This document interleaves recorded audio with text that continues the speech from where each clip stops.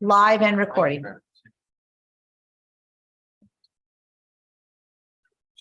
Good morning, everybody. It is Thursday, February 16th. It's 8:31. And this is the board of education. I don't think it's my. Sorry. So we'll do it again. Good morning, everybody. Today's Thursday, February 16th. It's 8:30 a.m.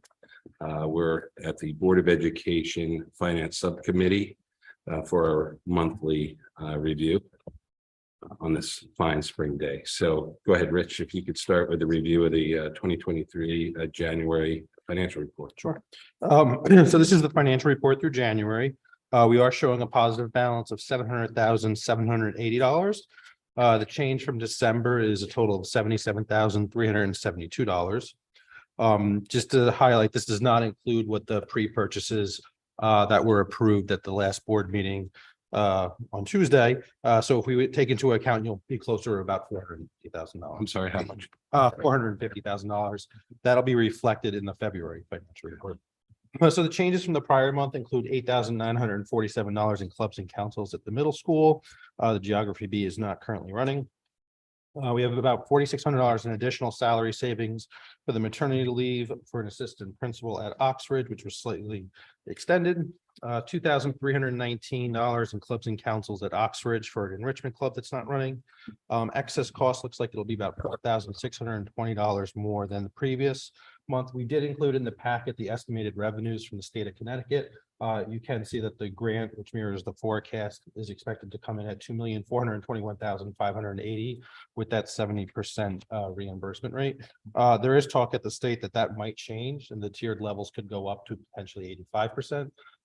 Which obviously would be significant help to the district, but we'll see what happens at the state level. And then $56,809 in salary savings. It's primarily due to the later anticipated start of the SSOs, which look like they'll be about April, and then a small savings in the weight room and athletics, and then groundskeepers. Overall, the general education RCs are a positive $392,512, and then the special education RCs are $308,268. And again, that's primarily related to excess cost. There are no changes in RC1. RC3, as I mentioned earlier, the main change is the change in clubs and councils with a positive balance of $8,947. There's no change in RC5 or 7. In RC8, as I mentioned earlier, the enrichment club at Oxford is not running. That's a positive balance of just over $2,300. No change in RC9 or 10. And no change in RC11. No change in RC 12, 15, 17, 18, 19, and then again, a small change in RC 24 for excess cost. We should actually receive the first balance of that payment in the next couple of weeks, which should be 75% of that $2.4 million. Get the balance coming in May. No change in RC 25 or RC 26 or RC 27. It was relatively a light month in terms of changes. And then just to highlight the food service fund, we did indicate last month we expected this month to turn positive. We have turned positive by about $48,000. And we are still forecasting a positive balance at the end of the year of just under $220,000, which would bring the anticipated fund balance to about $650,000. Probably in a couple months, we'll bring some items to draw down on that fund balance in terms of repairs of equipment. And let me just follow that one up. We also are using through our budgeting for next fiscal year.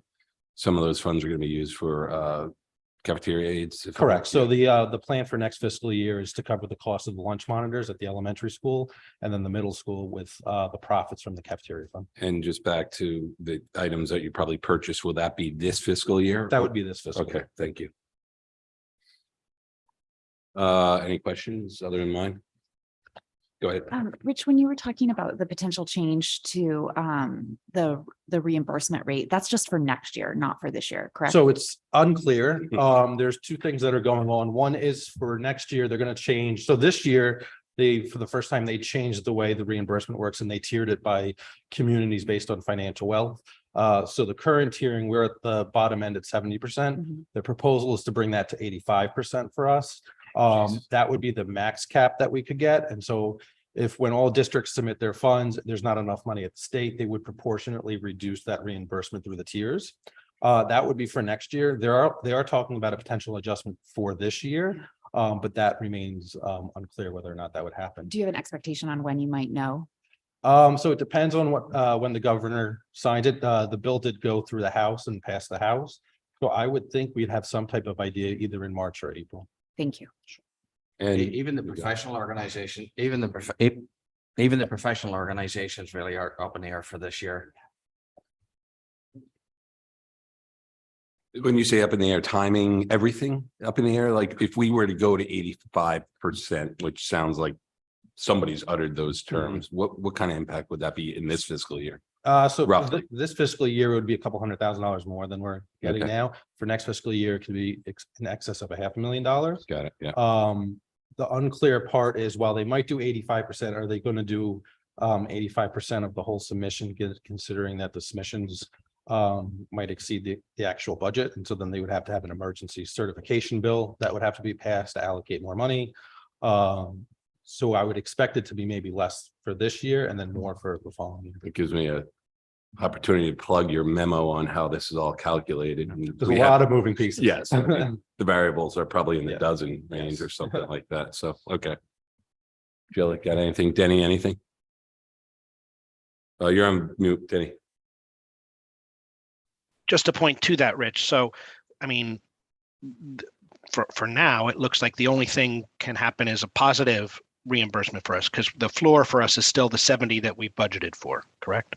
Correct. So the state's already issued the estimated revenues based on the existing tiering, which is the 70%. So that's what was included in the packet. So really would all be additional money if anything changes. All right, fantastic. So I also wanted to use this as the opportunity to just briefly just highlight some of the things that you went through in the memo, in the pre-purchases. They've all in the past been called pre-buys of items that the board approved. And just very quickly, because we did it, but I think because it's a new kind of concept of what we're doing this time. Yeah, if you could just kind of quickly review your Sure. memo, February 13th. Sure. So the board was interested in possible pre-purchases for the fiscal 24 budget. We did want to look at items that would potentially not cause a spike in fiscal 25 budget if you look another year out.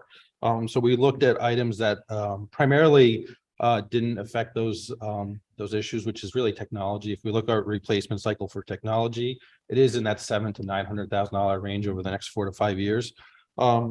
So the board did approve pre-purchasing of some uniforms and athletics, some equipment for athletics.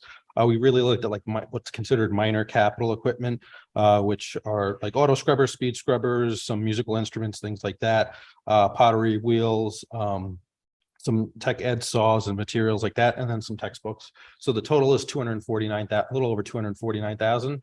So the expectation is in the February report, which will be the March Finance Committee, will reflect those essentially deficits and then bring transfers forward for the board's consideration. And then at the meeting in March, if the board approves it, then the look to purchase would happen in April. And then those items that we're purchasing were pulled out of the fiscal 24 budget. Yeah, and as you highlighted, the impact to the surplus would take it down from 700,000 roughly to 450. And you also, I think, said that the accounts that we will use to fund the pre-buy are all from the general education RCs, which are pretty much certain at this point in terms of surplus. Correct. So status, right? we didn't want to touch any excess cost revenue. Yeah. So we really looked at items which were primarily salary savings, which have been static for a number of months. Whether it's the savings for the custodial and maintenance contract change, whether it's the maternity leave at Ox Ridge, the delayed start to the SSOs and the director of mental health. So that money's kind of just sitting there. So it's not an expectation that would change going forward. Okay, and then the impact, we talked about the overall impact. If I do the quick math, general education RCs would go down from 392 minus 249 gets you down to about 143. Correct. So that gives us a little bit of room in case we see small spikes and things like substitutes or overtime, or we haven't had any snow and hopefully it stays that way. But if we do have snow, that'll have a little bit of wiggle room there. Yeah, we got a month to Right. go deeper in the fiscal year too. Okay. Any questions on that, guys? The only, Go ahead. just financially, as was said at the board meeting, the question becomes if for next year that money becomes available, how it is handled by the board. The excess cost. The excess Yeah, cost, yeah, well, That's another. that's a good problem to. Thanks for highlighting. Everybody's job a little easier, but yeah, I mean, Yeah. you know, and well, I guess we're also expecting a special education memo from Mrs. Klein over the next month or so, you know, which should shed light on whether or not will be additional needs potentially. So good. I mean, we're in a very fortunate situation. So thank you. Budget transfers. So there are no transfers for the month of January. There we go. Easy. No one present here. Anybody online, Michelle? If For public anyone comment? online would like to participate, please use the raise hand icon. There are no raised hands. Okay, so could I get a motion to adjourn? So moved. Okay, we're all good.